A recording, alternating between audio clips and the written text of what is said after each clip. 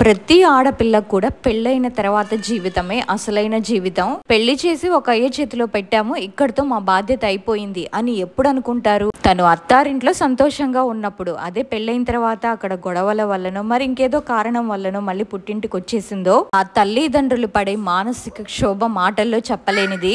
ఒకవైపేమో తన చుట్టూ ఉన్న మనుషులు కాకుల్లా పొడుస్తూ, ఇంకోవైపేమో ఇంట్లో కనిపించని ఒక ఆత్మ భయపెడుతూ ఉంటే ఈ రెండిటి మధ్యలో కూడా తన జీవితం ఎంత నరకంగా ఉంటుంది. పెళ్లి చేసుకునే అమ్మాయిలు ఏదో మిమ్మల్ని ఇష్టపడుతున్నారని చెప్పి గుడ్డిగా వాళ్ళని నమ్మకండి. ఒకటికి 10 సార్లు ఆలోచించి ఒక అడుగు వేయండి. మీరు వేసే అడుగే మీ జీవితాన్ని నిర్ణయిస్తుంది అని తనలాగా ఎవ్వరూ కాకూడదని తన లైఫ్ లో జరిగిన ఇన్సిడెంట్ ని మనతో షేర్ చేసుకున్నారు. అసలు ఏం జరిగిందో తెలుసుకోవాలంటే మరి వీడియోనైతే స్టార్ట్ చేసేద్దాం. ఒకటి చెప్పడం మర్చిపోయాను. లాస్ట్ వీడియోలో చాలా మంది చాలా డౌట్స్ రైస్ చేశారు. వాళ్ళ అమ్మ చనిపోయారు కదా, అమ్మ అంటుంది ఎవరిని అని. వాళ్ళ ఫాదర్ సెకండ్ మ్యారేజ్ చేసుకున్నారు కదా, ఆమెనే అమ్మ అని పిలుస్తుంది. తను మీ అందరికీ కూడా చెప్పమని ఒక వాయిస్ మెసేజ్ పంపించింది, వినండి. థ్యాంక్ యూ సో మచ్ అండి. నిజంగా అసలు చెప్పరేమో అనుకున్నాను, బట్ ఉన్నది కళ్ళకి కట్టినట్లుగా చూపించారండి. నిజంగా చాలా చాలా చాలా థ్యాంక్ యూ సో మచ్. నాకు ఎప్పుడైనా బాధేసిన, భారంగా అనిపించిన ఆ కామెంట్స్ అన్ని చదువుకుంటానండి. అవే నాకు కొంచెం ఊరటనిస్తాయి. నిజంగా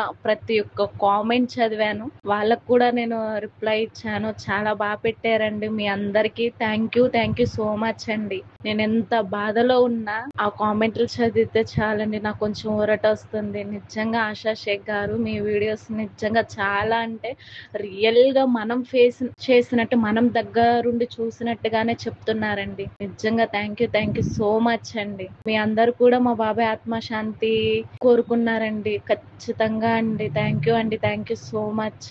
ఆ కామెంట్లే నాకు కొంచెం బాగా ఊరటనిస్తున్నాయి. నిజంగానండి. ఎప్పుడు ఏదైనా వర్క్ ఉంటే తప్ప, లేదంటే ఎప్పుడు అదే ఆలోచనలో ఉండేదాన్ని నేను. కానీ ఇప్పుడు మాత్రం ఆ కామెంట్స్ చదువుతున్నాను, కొంచెం పర్లేదండి. నేను ఆ కామెంట్ల వల్లే నాకు కొంచెం ధైర్యం వస్తుంది, కొంచెం ఊరట కలిగింది ఆ కామెంట్లు చదివితే. Thank you so much. So అందుకేనమాట బాధల్లో ఉన్న వారికి ఏంటంటే మీరు పెట్టే కమెంట్స్ అనేవి చాలా ఊరటనిస్తాయి. అందుకే కూడా మిమ్మల్ని పదే ఇన్సిడెంట్ గురించి మాత్రమే కమెంట్ చేయండి అని అడిగేది. వీళ్ళు పంపించిన వాయిస్ మెసేజెస్ విన్న తర్వాత నాకేమనిపించిందంటే ఈ గివ్ అవే అనేది కుదిరితే నేను మంత్లీ ఇవ్వడానికి ట్రై చేస్తాను. లేకపోతే మీరు ఆ కమెంట్స్ పెట్టరు, వాళ్ళ కమెంట్స్ అన్ని చదివి ఇంత ఎమోషనల్ గా ఫీల్ అవ్వరు. సో అందుకనమాట. ఇప్పటికీ 6 వీడియోస్ అయిపోయినాయి కదా, ఇది 7th వీడియో. మరి ఆల్ ది బెస్ట్ అందరికి కూడా.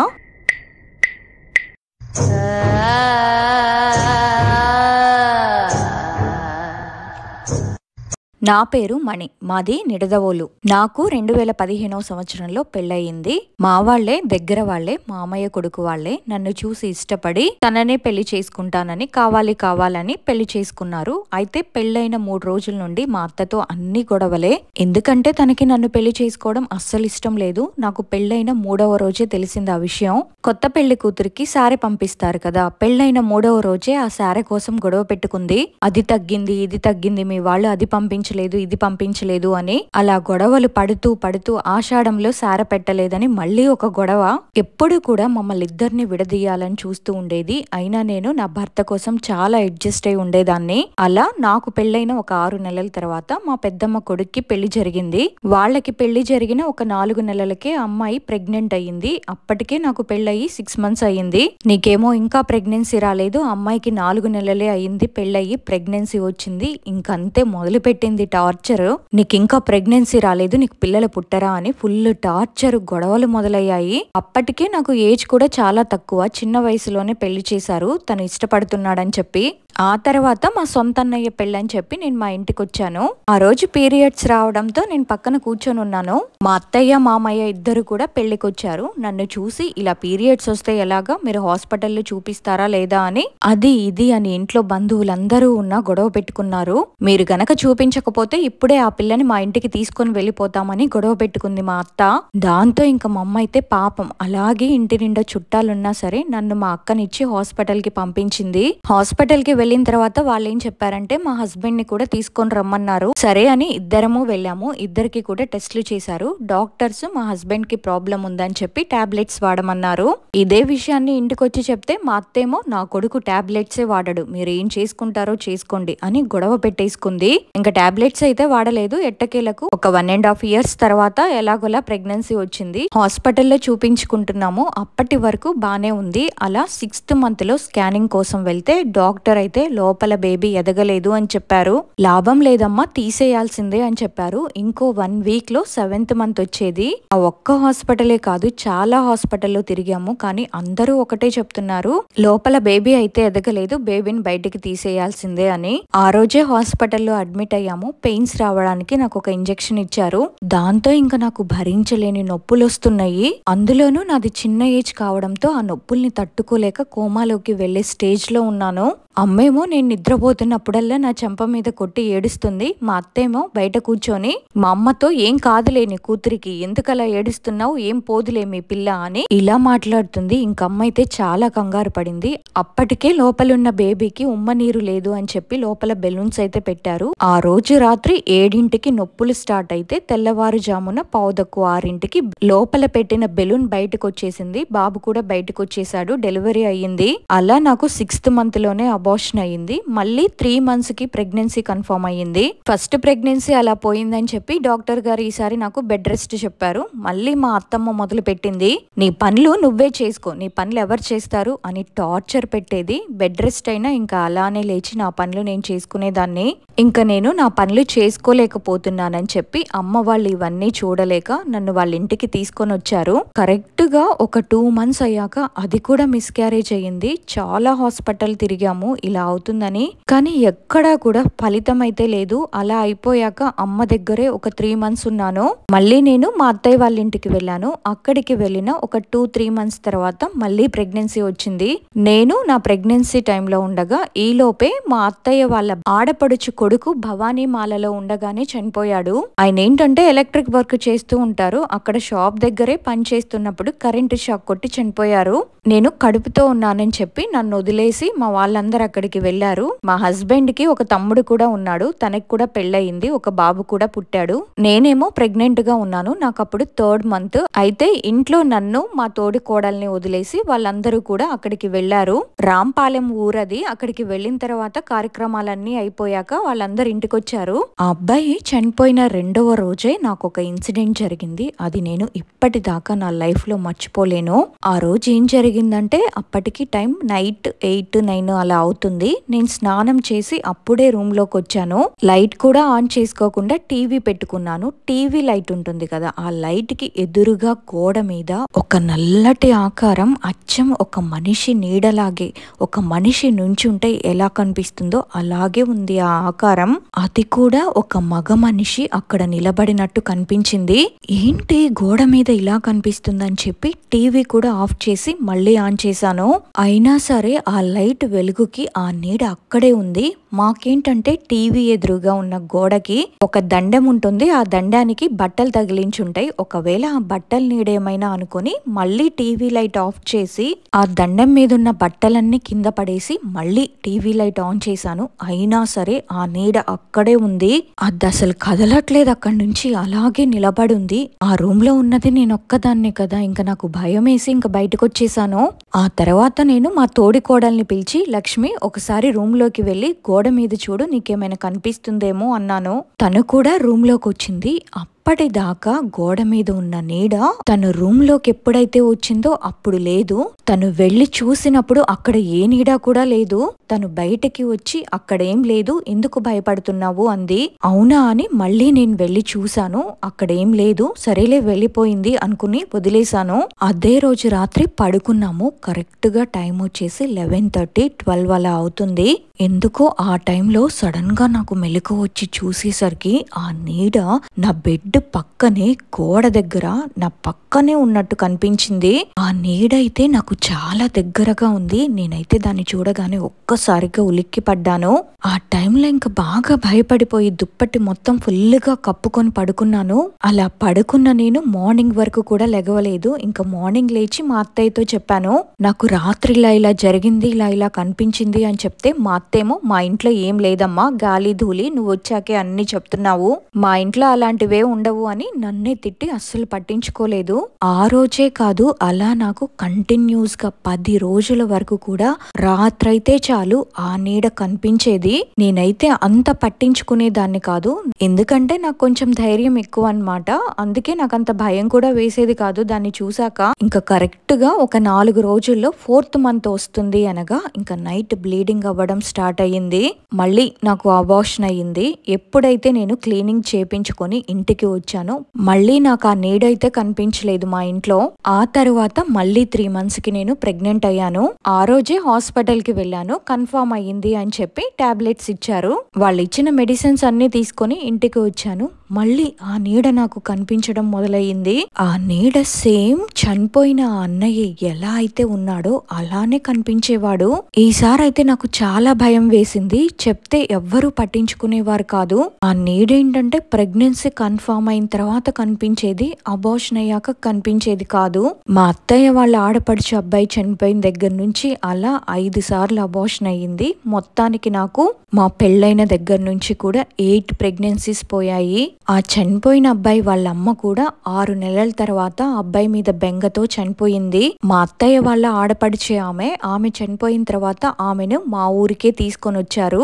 ఆమెను కూడా మా ఇంటికే తెచ్చారు. ఇంకా మా అత్తయ్యే ప్రతిదీ కూడా మా అత్తయ్యే చేసింది. ఆమెకి అన్ని కార్యక్రమాలు కూడా మా అత్తగారే దగ్గరుండి చేయించారు. మాలో ఏంటంటే పొడుస్తారు, కార్యక్రమాలన్నీ చేసేసి ఇంటికి వచ్చి ఆ రోజు రాత్రి అందరం కూడా రూమ్ లో పడుకొని ఉన్నాము. అందరం కూడా ఒకే రూమ్ లో పడుకొని ఉన్నాము. మా బెడ్రూమ్ లోనే ఫ్రిడ్జ్ ఉంటుంది. మేమేంటంటే కూలింగ్ వాటర్ ఎక్కువ తాగుతూ ఉంటాము. అయితే ఆ రోజు మా అత్తయ్య వాళ్ళ చుట్టాల్లో ఇంకో ఆమె, వాళ్ళిద్దరు కూడా ఒక పక్కన పడుకొని ఉన్నారు. వాళ్ళ పక్కన మేం పడుకొని ఉన్నాము. అయితే మా అత్తయ్య నిద్రలో నుంచి ఒక్కసారిగా లేచి బాబోయ్ అని అరిచేసింది. దాంతో మేమందరం కూడా లేచి ఏమైంది అని అడిగితే మా ఆడపడచు ఇక్కడే నుంచోనుంది, నా వైపే చూస్తుంది, ఇక్కడే నుంచోనుంది తను, నాకు భయం వేస్తుంది బాబోయ్, నన్ను ఇక్కడి నుంచి తీసుకొని వెళ్ళండి అని గట్టిగా కేకలు వేస్తుంది, అరుస్తుంది. సరే అని నేను వెళ్ళి నా దగ్గర పడుకోండి అత్తయ్య అని అడిగాను. ఆ తర్వాత మా అత్తయ్య గారితో ఏమైంది అని నేను అడిగినప్పుడు ఆమె ఏం చెప్పిందంటే, నేను పడుకున్నాను, సడన్ గా ఎందుకో నాకు మెలకువ వచ్చింది, లేచి చూస్తే నా ఎదురుగమ్మ మా ఆడపడుచు ఫ్రిడ్జ్ మీద చెయ్యి వేసి నుంచోని నా వైపే చూస్తూ ఉంది అని చెప్పగానే, నేను నీతో ఇదివరకే చెప్పాను కదా అత్తమ్మ, నువ్వు నమ్మలేదు, ఇప్పుడు చూడు పెద్దమ్మ కూడా కనిపిస్తుంది అని చెప్తే ఇంకప్పుడు ఇంటికి శాంతి పూజ చేయించారు. అందరూ కూడా తాయెత్తులు కట్టించుకున్నారు. కానీ నాకు మాత్రం కట్టలేదు. ఎందుకంటే నేనంటే వాళ్ళకి ఇష్టం ఉండదు కదా, నన్ను అసలు పట్టించుకునే వాళ్ళే కాదు ఆ ఇంట్లో. అయితే ఆ ఇన్సిడెంట్ అలా అయిపోయింది. మా అత్త ఏంటంటే మామూలుది కాదనమాట, బ్రహ్మరాక్షసి. నాకు మా ఆయనకి ఇద్దరి మధ్యలో చాలా గొడవలు పెట్టేది. మా పెళ్లి రోజు ఏంటంటే కనీసం నన్ను ఒక సినిమాకు కూడా తీసుకొని వెళ్ళట్లేదు మీరు అని నేను మా వారు గొడవ పడుతుంటే మధ్యలో వచ్చి సినిమాలకి, షికార్లకి, సంసారాలు చేసే వాళ్ళు ఎవ్వరు వెళ్ళరమ్మా, వ్యభిచారులు వెళ్తారు అని చాలా గొడవలు పెట్టింది. నోటికి ఇష్టం వచ్చినట్టు చాలా మాటలు అనేసేది. అలా నేనైతే చాలా ఓపిక పట్టాను. ఏదైనా చిన్న మాట ఉన్నా సరే ఇంకా వెంటనే రాత్రి కొడుకు పనికి వెళ్లి రాగానే చెప్పేసేది. కనీసం నా వల్ల ఏదైనా చిన్న పొరపాటు జరిగిన, అదెలా అంటే సబ్బు బాత్రూమ్ లో పడ్డా ఇంకా పొద్దున్న నుంచి రాత్రి వరకు అలానే తిడుతూ ఉండేది, అదే గొణుకుతూ ఉండేది. ఇంకా ఆ మ్యాటర్ ని వదిలేదన్నమాట, అదే పట్టుకొని లాగుతూ ఉండిద్ది. మా పెళ్ళప్పుడు ఏంటంటే మా వారికి మా వాళ్ళు చైన్ పెడతాము అని చెప్పారు. మేమేంటంటే కొంచెం మిడిల్ క్లాస్ అన్నమాట. ఆ చైన్ ఇవ్వడం ఒక 20 రోజులు లేట్ అయ్యింది. చైన్ పెడతామన్నారు, ఇంకా పెట్టలేదు అని చెప్పి దానికోసం గొడవ పెట్టుకున్నారు. నేను మా సొంత అన్నయ్య పెళ్లికి వెళ్ళానని చెప్పాను కదా, మా అన్నయ్య పెళ్లికి కూడా మీ బావకి చైన్ పెడతారు అని చెప్పారు కదా, ఆ చైన్ మీరు ఇవ్వలేదు, అందుకే వాడు పెళ్లికి రాను అంటున్నాడు, మీరు కనుక ఇవ్వకపోతే మేమెవ్వరం కూడా ఆ పెళ్లికి రాము అని బెదిరించారు. ఇంకా వాళ్ళు అలా చెప్పేసరికి పాపం ఇంకా మా అన్నయ్యకి వచ్చిన కట్నం డబ్బుల్లో 22,000 తీసేసి అప్పటికప్పుడు మా వారికి చైన్ తెచ్చిచ్చారు. ఆ తర్వాత వాళ్ళు పెళ్లికి వచ్చారు. కనీసం మా అన్నయ్య పెళ్లిలో కూడా అన్ని గొడవలే. ఏదైతే నేను ఎలాగలా ఇంకా సక్సెస్ఫుల్ గా మా అత్తయ్య మా ఇద్దరినైతే విడగొట్టేసింది. నేనేంటంటే ఒకవేళ అక్కడ గొడవ పడి మా ఇంటికి వచ్చి ఒక 10 రోజులు ఉంటేనే అసలు మా ఆయన ఉండేవాడు కాదు, ఇక్కడికి వచ్చేవాడు. నన్ను అసలు మా అమ్మ వాళ్ళ ఇంట్లోనే ఉంచేవాడు కాదు. నా కాళ్ళు పట్టుకొనైనా బ్రతిమలాడి నన్ను తీసుకొని అక్కడికి వెళ్ళేవాడు. అట్లాంటిది ఇప్పుడు నేను మా అమ్మ దగ్గరకు వచ్చి 1 year అవుతుంది, అసలు మనిషే అడ్రస్ లేడు. ఇంకా మాకు డౌట్ వచ్చి తెలిసిన వాళ్ళ దగ్గర కనుక్కుంటే వాళ్ళమ్మ మందు పెట్టింది అని తెలిసింది. ఇలాగే నా మీద ప్రేమ లేకుండా అసలు నా వైపు నా దగ్గరికి రానివ్వకుండా అని వాళ్ళు చెప్పారు. దగ్గరుంటే ఆ మందుని ఎలాగలా తీయించుకునే వాళ్ళం. ఇప్పుడు ఏంటంటే ఇంకా తీపించుకోవడానికి కూడా వల్ల కాదనమాట. తను అసలు రావట్లేదు. నాకు పెళ్ళైన కొత్తలో ఏం జరిగిందంటే నేను వాళ్ళ మాట వినడం లేదు అని చెప్పి కొత్తలో నాకు కూడా అలానే మందు పెట్టింది. కడుపులోకి సంథింగ్ పూజ చేయించి మెడలో ఒక తాడును కూడా కట్టారు. కడుపులోకి మందుని ఏంటంటే ఉప్మాలో కలిపి పెట్టారు. అప్పుడేంటంటే మా అమ్మ వాళ్ళు మా అత్త వాళ్ళ గురించి ఏం మాట్లాడుకున్నా అది విని అక్కడికి వెళ్ళి మా అత్త వాళ్ళతో చెప్పేసేదాన్ని. అమ్మ వాళ్ళు మీ గురించి ఇలా మాట్లాడుకుంటున్నారు అత్తయ్య అని. వాళ్ళు ఏం చెప్తే అదే వినేదాన్ని. అసలు మా అమ్మ వాళ్ళ ఇంటికి నేను రాను అనేదాన్ని. అప్పుడేంటంటే అసలు నాకు ఏం తెలిసేది కూడా కాదు. నేను ఇలా ఉంటున్నానని చెప్పి ఒక రోజు మా నాన్న బలవంతంగా వాళ్ళ ఇంటికి తీసుకొని వచ్చి ఇంకా సైలెంట్ గా మాకు దండకర్ర అనే ఊరిలో ఒక ఆమె ఉంటారు. ఆమె ఏంటంటే ఆంజనేయ స్వామి భక్తురాలు. ఇంకా ఆమె దగ్గరికి తీసుకొని వెళ్తే ఆమె నా చేతిలో పసురు వేసి చూసి ఈ అమ్మాయికి మందు పెట్టారు, ఇంకా వాళ్ళ వైపే మాట్లాడేటట్టుగా వాళ్ళ మాటే వినేటట్టుగా క్షుద్ర పూజ చేయించి మెడలో తాడు కూడా కట్టారు. ముందు అర్జెంటుగా నీ మెడలో ఉన్న తాడు తీసేసి నీళ్లలో పడేసేయండి అని చెప్పి నా కడుపులో ఉన్న మందు పోవడానికి నాకు ఒక పసరిచ్చారు. అది గొంతులో పోసుకున్న తర్వాత ఇంక వామిటింగ్ అయ్యింది. ఆ తర్వాత 2 నిమ్మకాయలు ఇచ్చారు మంచానికి కట్టుకోమని, ఒకటేమో వాటర్ లో పిండుకోమని తాగమంది. ఇలా కంటిన్యూస్ గా 3 రోజులు చేసిన తర్వాత నేను నార్మల్ అయ్యాను. ఇప్పుడు ఏంటంటే తన కొడుకునే మార్చేసింది. అసలు నా వైపు రానివ్వకుండా నా దగ్గర ఉండనివ్వకుండా. ఒక రోజు ఏం జరిగిందంటే మా మామయ్య నాకు కొత్త బట్టలు కొనుక్కోమని 4,000 ఇచ్చారు. అప్పుడేంటంటే నేను ఆ ఊరికి కొత్త కదా, అసలు నాకు షాప్ ఎక్కడుందో కూడా తెలిసేది కాదు. అందుకని మా అత్తయ్య నన్ను షాప్ దగ్గరికి తీసుకువెళ్ళి బట్టలు కొనిపించింది. నేను తీసుకున్నవి ఏంటంటే డ్రెస్ మెటీరియల్స్. అవి తీసుకొని ఇంటికి వచ్చిన తర్వాత మిషన్ దగ్గరికి వెళ్ళి ఆ బట్టల్ని ఇచ్చిరా అని చెప్పి నాకు తోడుగా వాళ్ళ అమ్మనిచ్చి పంపించింది. ఇంకా నేను మా అత్తయ్య వాళ్ళ అమ్మ ఇద్దరం కలిసి ఆ టైలర్ షాప్ కి దగ్గరికి వెళ్ళి బట్టలు ఇచ్చి వచ్చాము. అదే రోజు రాత్రి మా వారు సరదాగా మాట్లాడుకుందాము రా అని చెప్పి నన్ను టెర్రస్ పైకి తీసుకొని వెళ్లారు. అప్పుడు నేను మా వారితో మామయ్య గారు ఇలా బట్టలు కొనుక్కోమని డబ్బులు ఇచ్చారు, వాటిని మిషన్ దగ్గర కూడా ఇచ్చేసి వచ్చాను అని చెప్తే ఎవరితో వెళ్ళావు నువ్వు అని అడిగారు. నేను ముసలావిడితో వెళ్ళాను అని చెప్పాను. ఇంకా మా ఆయన వెంటనే కిందకు వెళ్ళి వాళ్ళమ్మతో ఎందుకమ్మా ఆమెతో పంపించావు, ఆమె ఎటు పడితే అటు అడ్డమైన దారిలో అన్ని తీసుకొని వెళ్తుంది అన్నాడు. ఇంకంతే. దానికి మా అత్త నేనే మా ఆయనకి లేనిపోనివన్నీ చెప్పి ఆమె మీదకి ఉసుగొలిపినట్టు అది ఇలాంటిది అలాంటిది అని ఇంకా నోటితో చెప్పడానికి కూడా అవ్వవు ఆ తిట్లు. అలా తిట్టి బయటికి వెళ్ళిపోయింది. ఆమె అన్ని తిట్లు తిట్టినా సరే నేను మాత్రం నిలబడి అంతే చూస్తూ ఉన్నాను. ఎందుకంటే నాది చిన్న వయసు కదా, ఎదురు కూడా మాట్లాడలేదు నేను. నాకు అసలేం తెలియలేదు కూడా. ఇంకా బయటికి వెళ్ళిపోయి మా వీధిలోనే బురదుంటే అక్కడ బురదలో కూర్చొని జుట్టంతా విరబూసుకొని ఇంకా బురదలోనే కూర్చోండిపోయింది. ఎంత బతిమిలాడినా సరే ఇంట్లోపలికి రాలేదు. అదైనా ఇంట్లో ఉండాలి, లేకపోతే నేనైనా ఇంట్లో ఉండాలి, అది బయటికి వెళ్తేనే నేను లోపలికి వస్తాను అని అలానే కూర్చుంది రాత్రంతా. నా తప్పేం లేకపోయినా నేను వెళ్ళి బ్రతిమిలాడినా సరే ఇంట్లోపలికి రాలేదు. ఇంకా పొద్దున్నే మళ్ళీ నేనే వెళ్ళి అడిగాను. తెలియక చేశానులే అత్తయ్య, ఇంట్లోపలికి రండి అంటే అప్పుడు వచ్చింది.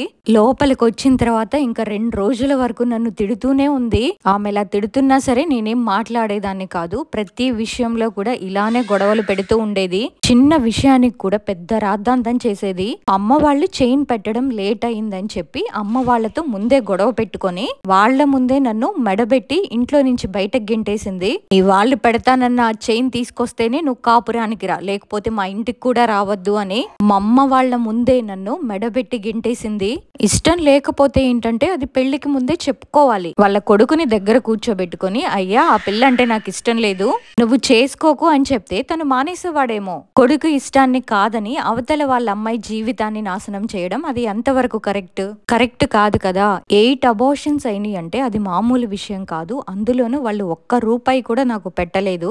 ఇప్పటికీ నాకు పెళ్ళయి ఆల్మోస్ట్ ఒక 10 ఇయర్స్ అవుతుంది. నా కోసం ఒక రూపాయి అంటూ ఖర్చు పెట్టింది లేదు. నాకు నగలేం కూడా వాళ్ళు చేయించింది లేదు. పోనీ నాకు ప్రెగ్నెన్సీ వచ్చినప్పుడు డబ్బులు ఖర్చు పెట్టడం కానీ, లేకపోతే అబార్షన్ అయినప్పుడు తీపించడం కానీ, అస్సలు ఒక్క రూపాయి కూడా నాకంటూ వాళ్ళేం ఖర్చు పెట్టలేదు. పైగా ఖర్చు పెట్టకపోగా ప్రతిదీ కూడా మా అమ్మ వాళ్ళ మీదే రుద్దేవాళ్ళు. అన్ని మా అమ్మ వాళ్లే చూసుకునేవాళ్ళు. పాపం మా అమ్మ వాళ్ళకైతే ఇప్పటి వరకు చాలా లక్షలే ఖర్చు అయినాయి.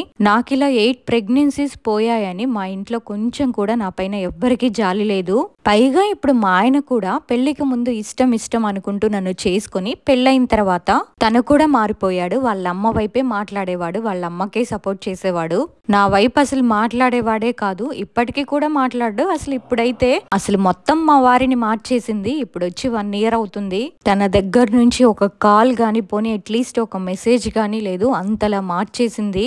ఆమె మాత్రం ఎప్పుడు కూడా ఆమె హస్బెండ్ తో పక్కనే ఉండాలి, కానీ కొడుకు కోడలు కలిసి ఉండడం మాత్రం ఆమెకి ఇష్టం లేదు. అది ఎంత వరకు కరెక్ట్? అలా అనుకోవడం కూడా ఎంత పాపం. మా అమ్మమ్మ వాళ్ళది, మా అత్తయ్య మామయ్య వాళ్ళది ఊరు ఒకటే. వాళ్ళ ఇల్లులు కూడా పక్క పక్కనే కావడం వల్ల మా నాన్న ఏంటంటే చిన్నప్పుడే మమ్మల్ని అక్కడి నుంచి తీసుకురావడం వల్ల వాళ్ళ గురించి మాకు అంతగా తెలియలేదు.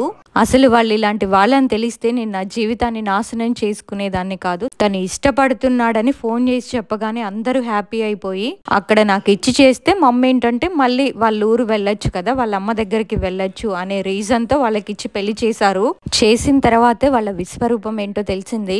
అంతా అయిపోయింది. ఇప్పుడైతే చేసేదేం లేదు. అలా అయిపోయింది నా జీవితం మొత్తం కూడా గొడవలతోనే అయిపోయింది. అందరికీ నేను చెప్పేది ఏంటంటే కుటుంబంలో అందరికీ ఇష్టం ఉంటేనే పెళ్లి చేసుకోవాలి తప్ప ఏదో అబ్బాయి ఇష్టపడుతున్నాడని చెప్పి చేస్తే కాపురాలు ఇలాగే ఉంటాయి. మెయిన్ గా అబ్బాయి తరపు వాళ్ళకి అంటే వాళ్ళ అమ్మకి నాన్నకి ఇష్టం ఉంటేనే చేసుకోవాలి, లేకపోతే జీవితాలు ఇంతే ఉంటాయి. సో నాకు జరిగినట్టుగా ఇంకెవ్వరికి జరగకూడదని నేను నా ఇన్సిడెంట్ ని మీతో షేర్ చేసుకుంటున్నాను. దేవుడు నాకు ఇచ్చిన అదృష్టం ఏంటంటే నాకు 8 అబార్షన్లు అయినా సరే, ఎంత బాధపడినా సరే, నాకు కొంచెం కూడా నా లోపల ఏది కూడా తేడా లేదు. అంటే గర్భసంచి లోపల ఆ దేవుడు ఎప్పటికప్పుడు కూడా నన్ను మంచిగానే చూస్తూ వచ్చాడు.